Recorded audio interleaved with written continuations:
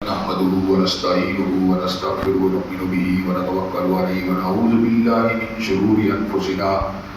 ومن سيئات أعمالنا من يهده الله فلا مضل له ومن يضلل فلا هادي له وأشهد أن لا إله إلا الله وأشهد أن محمدا عبده ورسوله أما بعد فإن خير الحديث كتاب الله وخير الهدي هدي محمد صلى الله عليه وسلم وشر الأمور محدثاتها وكل محدثة بدعة وكل بدعة ضلالة وكل ضلالة في النار. أما بعد أعوذ بالله السميع العليم من الشيطان الرجيم. من يطع الرسول فقد أطاع الله. ہر قسم کی تعریفات اللہ مالک الملک کے لیے ہیں جنہوں نے جنات اور انسان کو حقیقی معنوں میں اپنی پوجا، اپنی بندگی اور اپنی عبادت کے لیے بنایا ہے. جنات اور انسان کی تحریک کا حقیقی اور بنیادی مقصد یہی تھا کہ وہ بارگاہ رب العالمین میں آیا کریں، اپنی جبین نیاز کو مالک کائنات کی بارگاہ میں آ کے جھکایا کریں، اپنے دست سوار کو کبریا کی بارگاہ میں آ کے پھیلایا کریں، اپنی قبر کو حالت رکوع میں اس کی بارگاہ میں آ کے ہم کیا کریں، اسی کی تکبیر کی صداؤں کو بلند کیا کریں، اسی کی تحلیل کی آوازوں کو اجاگر کیا کریں، اسی کی تسبیح عقید گایا کریں. چنانچہ ارشاد ہوا وما خلقت الجن والانس الا لیعبدون، اور میں نے نہیں بنایا جنات اور انسان کو مگر اپنی پوجا، اپنی بندگی اور اپنی عبادت کے لیے. حمد و ثنا کے بعد ارب انگنت اور بے شمار درود و سلام ہوں اس ہستی قسم مقدس پر کہ جن کا نام نامی اور اسم گرامی محمد کریم صلی اللہ علیہ وآلہ آلہ وصحبہ وبارک وسلم ہے. اللہ رب العزت نے امام الہدیٰ علیہ السلام کو اہل کائنات کی ہدایت اور ان کی رہنمائی کے لیے مبعوث فرمایا، اور آپ کی ذات بابرکات کے ذریعے اہل کائنات کی ہدایت اور ان کی رہنمائی کا بندوبست فرمایا. اللہ رب العزت نے امام الہدیٰ علیہ السلام کی سیرت طیبہ میں طرح طرح کی خصوصیات کو ودیعت فرما دیا تھا اور گنا وہ قسم کی صفات کو آپ کی ذات اقدس و مقدس کا حصہ بنا دیا تھا. اور ان تمام باتوں سے بڑھ کر یہ کہ میرے آقا کی زندگی میں کوئی صبح ایسی نہیں آئی، کوئی شام اور کوئی رات ایسی نہیں آئی، دکھوں کی کوئی گھڑی اور خوشیوں کا لمحہ ایسا نہیں آیا جب مالک کائنات نے اپنی تائید کو، اپنی حمایت کو، اپنی نصرت کاملہ کو اور اپنی تائید بے مثال و لازوال کو حضرت رسول اللہ صلی اللہ علیہ وسلم کے شامل حال نہ فرمایا ہو. اور ان تمام باتوں سے بڑھ کر یہ کہ رشک رب نے اپنی آخری کتاب حمید کو سید العرب والعجم، امام المتقین والابرار، حضرت اشرف الانبیاء والمرسلین، حضرت خاتم النبیین جناب محمد کریم صلی اللہ علیہ وآلہ آلہ وصحبہ وبارک وسلم کے قلب اطہر پہ نازل فرما دیا تھا. یہ کتاب در حقیقت ایک فیصلہ کن کتاب ہے. انہ لقول الفصل، کہ اس کے اندر جو چیزیں موجود ہیں وہ حتمی ہیں، وہ فیصلہ کن ہیں، وہ اتھارٹی ہیں، وہ قانون ہیں، وہ دستور ہیں. کائنات کے لوگوں کے لیے وہ ایک کنکریٹ قسم کی ریالٹی ہے، ایک کنکریٹ قسم کا معیار ہے جس معیار میں کسی قسم کے تغیر و تبدل کی کوئی گنجائش موجود نہیں ہے. اگر کوئی شخص یہ بات کلیم کرتا ہے کہ میں ہدایت کے اوپر ہوں تو اس کو قرآن مجید کی کسی نص سے اس بات کی تائید کو لوگوں کے سامنے رکھنا چاہیے. جو بندہ اپنے کسی عمل، کسی قول، کسی فعل کی دلیل کے طور پر قرآن مجید کی کسی نص قطعی کو لوگوں کے سامنے پیش کرنے میں کامیاب ہو جاتا ہے اور اس کی دلالت بھی درست ہوتی ہے تو اس کا مطلب یہ ہوتا ہے وہ راہ ہدایت کے اوپر ہے. اور کوئی شخص اپنی قول، فعل، عمل کی تائید کے اندر اگر کتاب اللہ کی کسی نص کو پیش کرنے سے قاصر رہتا ہے تو ہمیں اس بات کو اچھی طرح سمجھ لینا چاہیے وہ شخص پھر راہ ہدایت سے بھٹکا ہوا ہے. وہ شخص فقط اپنی خواہشات کا اسیر ہے، فقط اپنی خواہشات کا پیروکار ہے. اس کے پاس دلیل حق اور دلیل قطعی نام کی کوئی چیز موجود نہیں ہے. حضرات گرامی قدر، اللہ تبارک و تعالی نے قرآن مجید کو معیار حق بنا دیا اور رہتی دنیا تک کے انسانوں کے لیے اس کو ایک حتمی اور قطعی دستاویز کی شکل بھی دے دی. حضرات گرامی قدر، قرآن مجید کے اندر جس وقت ہم اس کا مطالعہ کرتے ہیں تو جہاں پر بہت سی باتیں بڑی وضاحت کے ساتھ اور بڑی تصریح کے ساتھ نظر آتی ہیں۔ اسی قرآن مجید کی بہت سی آیات مبارکہ اور آیات بینات ایسی ہیں جن کی شرح متین کے لیے ہمیں مزید رہنمائی کی ضرورت ہوتی ہے، ہمیں مزید تفصیلات کی ضرورت ہوتی ہے، ہمیں مزید وضاحت کی ضرورت ہوتی ہے۔ حضرات گرامی قدر ایسے عالم کے اندر اپنی ہی بات کو اور اپنی ہی من چاہی حقیقت کو اور اپنے ہی من چاہے اصول و ضوابط کو حرف آر سمجھنے کی بجائے ہمیں قرآن مجید ہی سے اس حقیقت کو سمجھنا چاہیے کہ قرآن مجید کی تشریح حقیقی اور قرآن مجید کی تفسیر حقیقی کیا ہے۔ اللہ تبارک و تعالیٰ نے اس امر کا اعلان فرما دیا، وَأَنزَلْنَا إِلَيْكَ الذِّكْرَ لِتُبَيِّنَ لِلنَّاسِ مَا نُزِّلَ إِلَيْهِمْ۔ ہم نے آپ کے اوپر اس لیے ذکر کو اتارا تاکہ آپ لوگوں کو بیان کریں جو ان کے لیے اتارا گیا۔ اس کا مطلب یہ ہے حضرت رسول اللہ صلی اللہ علیہ وسلم کے فرامین بینات اور فرامین مبارکہ، آپ کی احادیث طیبہ اور آپ کی سنت مطہرہ قرآن مجید کی حقیقی شرح متین ہے۔ حضرات گرامی قدر ہم اس حوالے سے مختلف مکاتب فکر کے جب رویوں پہ غور کرتے ہیں تو ہمارے لیے اس بات کو سمجھنا چلنا مشکل نہیں رہتا کہ مختلف مکاتب فکر کے پیروکاروں نے اپنے اپنے علماء اور اپنے اپنے ائمہ کی بات کو قرآن مجید کی شروحات کے حوالے سے حجت مانا، دلیل مانا، حتیٰ کہ جو گمراہ ترین کائنات کے گروہ ہیں وہ بھی اس حوالے سے اپنے بڑوں کی بات کو قرآن مجید کے معاملات میں حجت اور فیصلہ کن بات سمجھتے ہیں۔ چنانچہ جب آپ مرزائیوں سے سوال کریں قرآن مجید کو سمجھنا ہو تو کیسے سمجھنا چاہیے، تو مرزائیوں کا جواب یہ ہوگا، غلام احمد قادیانی کا فہم اور غلام احمد قادیانی کا شعور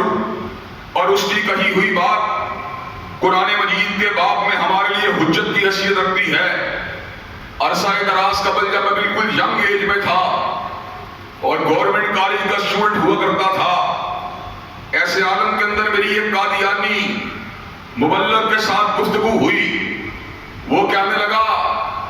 کہ ہم حضرت رسول اللہ صلی اللہ علیہ وسلم کی بات کو اپنے لیے تب دلیل مانتے ہیں جب ہم غلام احمد قادیانی کی عینت سے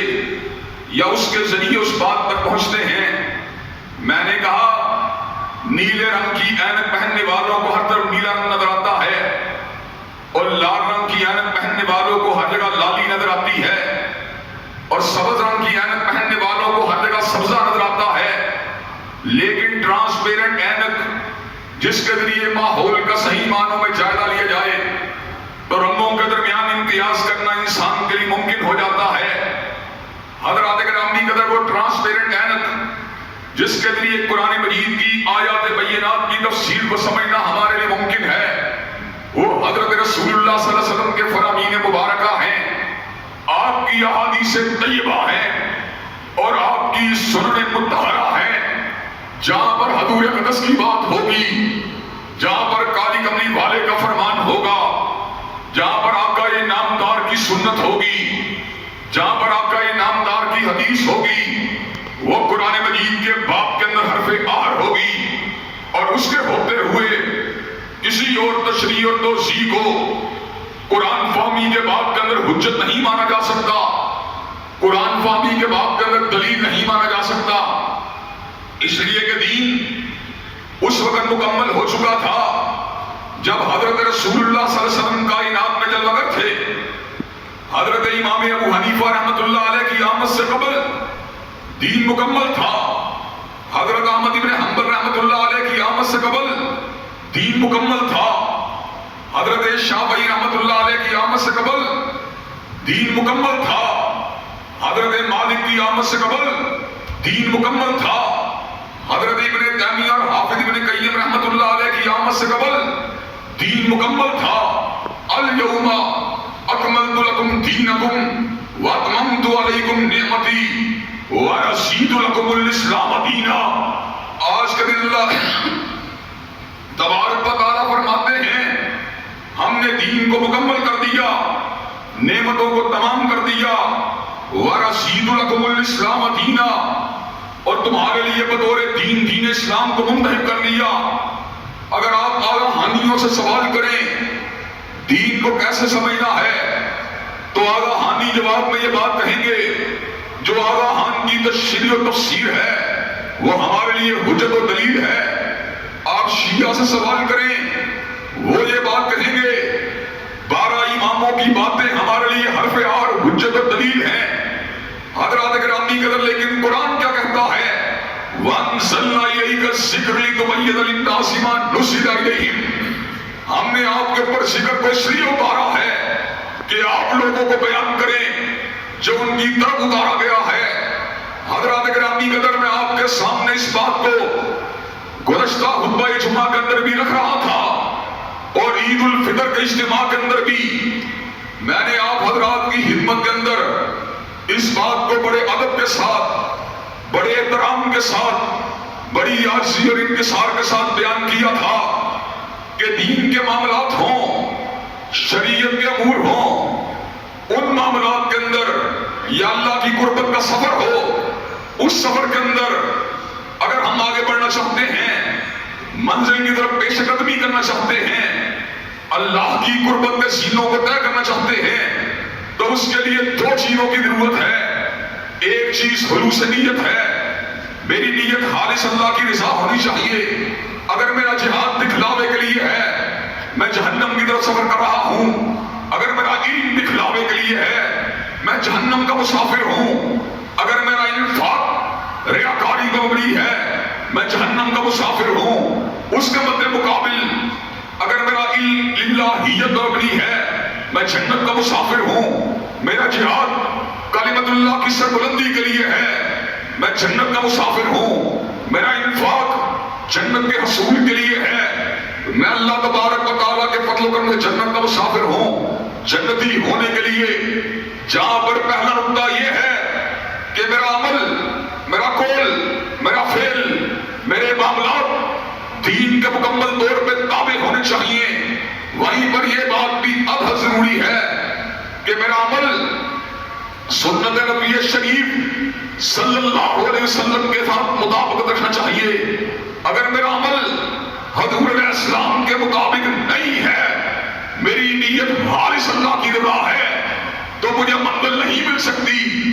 اگر منزل مل سکتی تو بدھ مذہب کے اندر بھی رب کعبہ کی قسم مخلص لوگ ہیں،